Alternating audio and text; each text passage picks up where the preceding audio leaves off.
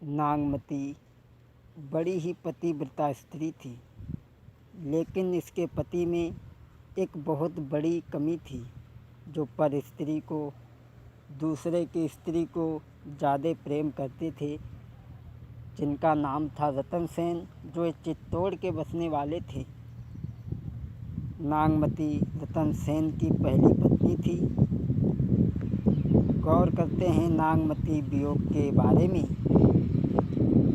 ए नागमती की कथा सुनो, जो बड़ी पतिव्रता नारी थी, लेकिन पति था व्यभिचारी, इस वजह नारी की ख्वारी थी।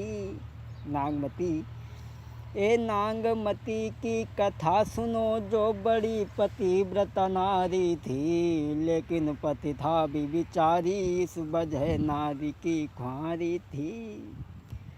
परमेश्वर से बढ़ के दिल में पति को वो नारी मानती थी। सदवा हो कर के भी विधवा बन कर के समय बिताती थी।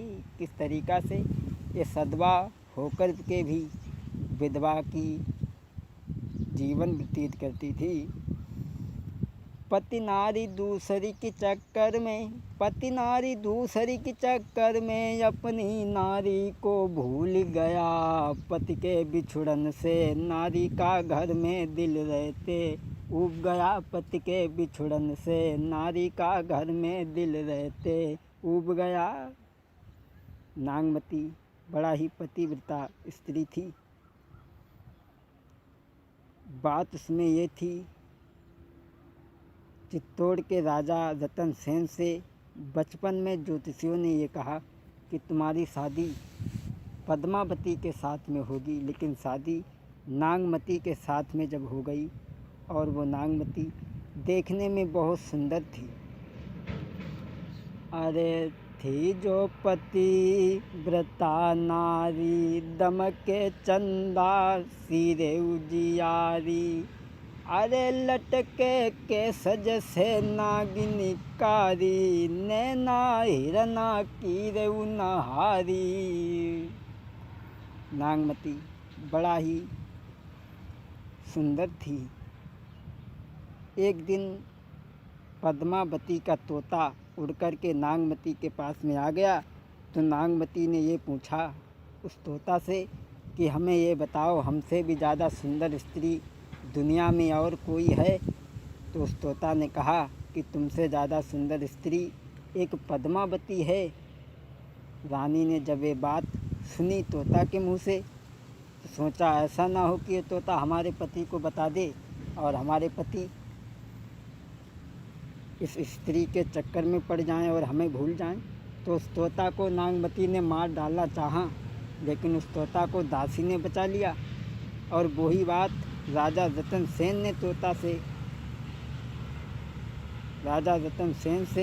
वही बात तोता ने कह दी और कहा कि तुम्हारी स्त्री से भी ज़्यादा सुंदर स्त्री और अगर कोई है दुनिया में तो वो पद्मावती है। और बताया तोता ने के पद्मावती सी नारी रे, के नाई देखन में आई। तोता ने बता दिया कि पद्मावती सी नारी रे, के नाई देखन में आई। अरे सुन के इतनी बात राती भरी, जब तोता के मुँह से बड़ाई सुनी, अरे सुन के इतनी बात राती भरी नींद नहीं आई। जब उनने तोता की ज़बान से जब बात सुनी तो रात भर राजा को नींद नहीं आई। बात वो बताने के लिए जा रहे हैं जो नागमती ने सोचा था कि ये बात कहीं हमारे पति को न तोता बता दे, उसे मार डालना चाहा, लेकिन उस तोता ने आखिर को कह ही दिया राजा रतन सेन से, महाराज भोर ही चलिवे को भय त्यार, औ हाथ जोड़ के नागमती तब कहे पिया भरतार। तबही पकड़ कलाई प्रीतम की के नारी बताई रही, तबही पकड़ कलाई प्रीतम की अर नारी बताई रही। राजा रतन सेन से उस तोता ने बता दिया। और जब तोता के मुँह से सुंदरता सुनी तो राजा रतन सेन सब कुछ छोड़ करके, घर बार त्याग करके पद्मावती से मिलने के लिए चले। लेकिन स्त्री ने हाथ पकड़ करके समझाया, कहा महाराज आप दूसरे की स्त्री के चक्कर में न पड़ो, आप घर में रहो, पराई स्त्री के चक्कर में न पड़ो। और समझाया नागमती ने महाराज, और के पीछे मती, और के पीछे पति, काय को मती गई बोराई, और तेगा सी पैनी धार रे के नारी पराई मानो। समझाया, अरे और के पीछे पति, काय को मती गई बोराई, गई बोराई, तेगा सी पैनी धार रे के नारी पराई मानो। तेगा सी पैनी धार के नारी पराई, दिए मरबाई, दिए मरबाई, अपनी के सिवा दूसरी पे सुख नाई, अपनी के सिवा दूसरी पे सुख नाई। नागमती ने समझाया, महाराज आप कहीं मत जाओ, आप इस घर में ही रहो, दूसरे की स्त्री के चक्कर में न पड़ो। अगर आप दूसरे पद्मावती की सुंदरता देख करके, उसकी बड़ाई सुन करके जो आप जा रहे हो, लेकिन ऊपर वाले की तरफ देखो, उसने सबको एक समान बनाया है, किसी को कम बड़ नहीं माना। और समझाया नागमती ने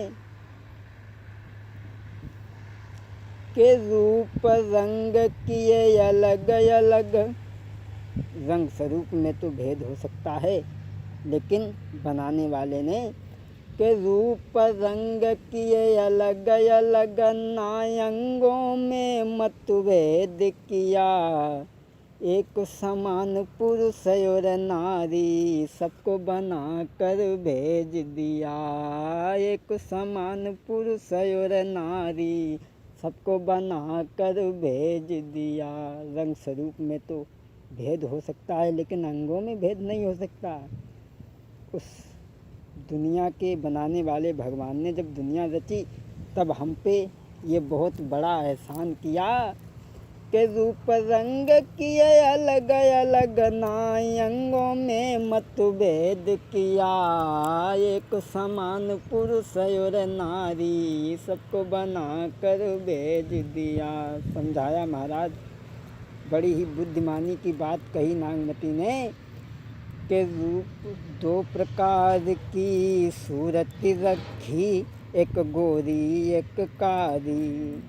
हाँ, दो प्रकार की सूरत रखी, एक गोरी एक कारी, किसी की सूरत से नफरत है, किसी की चित बन प्यारी। ये तो पूर्व जन्मों का संस्कार है। अरे दो दो हाथ पैर दिए सबको, दो दो हाथ पैर दिए सबको, नई अंगों में मतभेद किया, एक समान पुरुष और नारी, सबको बना कर भेज दिया, एक समान पुरुष और नारी, सबको बना कर भेज दिया। नागमती ने अपने पति को जाते देख करके समझाया, महाराज दुनिया में भगवान ने कम बड़ किसी को नहीं माना, इसलिए आप घर में रहो। बहुत समझाया, लेकिन रतन सेन नहीं माने। बोले तू सौत को डर कर के कह रही है, हम जाएंगे लेकिन ज़रूर जाएंगे। उसी समय बात न मानी नारी की, भय चलिवे को तैयार, पद्मावती से मिलन को हुई गो भूत सवार। अपनी पत्नी की बात नहीं मानी, आगे बढ़े। अरे ये न मानी बात नारी की, बढ़ी गो भूप अगारी। एक न मानी बात नारी की, बढ़ी गो भूप अगारी। और पति के बारे में सोच सोच के नागमती जब हारी। उन्होंने एक बात नहीं मानी, पद्मावती से मिलने के लिए आगे बढ़ गए। और ऐसा ही नहीं, जब वो मिलने के लिए चले गए, महाराज देखे सुबह शाम वो बाट, और पति के दुख में हैरान नाई, वो खाना तक अब खाई। महाराज रात महीना सी दिखलावे, पति के दुख में बैठी पलिंगा पे, नारी रोई रही कहानी आगे समझावे। जैसी मैंने सुनी सभा में, तैसी दर्शावे नागिनी मन में घबरावे। पति के दुख में नाई नारी अब खाना तक खावे नागिनी।